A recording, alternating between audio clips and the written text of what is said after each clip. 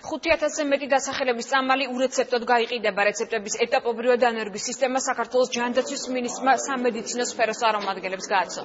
დავით სერგეენკოს განცხადებით, სისტემა ეტაპობრივად გადადის მედიკამენტების რეცეპტებით გაცემაზე, აღადგეს იმ ლოგიკას, რაც ყოველთვის იყო ჯანდაცვის სისტემაში და მეორეს მხრივ უერთდება ევროკავშირის კონვენციებს. რაც შეეხება მესამე ჯგუფის მედიკამენტებს, როგორც დავით სერგეენკო ამბობს, რჩება ძალიან დიდი ჯგუფი, მესამე ჯგუფი, სადაც 5,000-ზე მეტი დასახელების წამალი შევა, რომელზეც არანაირი რეცეპტი საჭირო არ იქნება.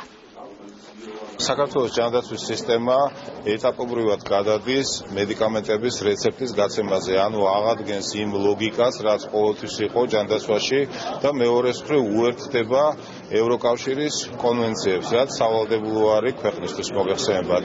იმდენად რამდენადაც წლების განმავლობაში როგორც სამედიცინო საზოგადოებამ, ასევე პაციენტებმა გარკვეულწილად დაკარგეს და ახალ თაობას არ შეუძენია ეს უნარჩვევები რეცეპტებთან ურთიერთობის გადასვლა იქნება ეტაპობრივად. ამით დამკვიდრდება ეს ჯანსაღი პრინციპი, როდესაც ავადმყოფის ჯანმრთელობაზე, პაციენტის ჯანმრთელობაზე პასუხისმგებლობის განაწილება ხდება ექიმსა და ფარმაცევტს შორის.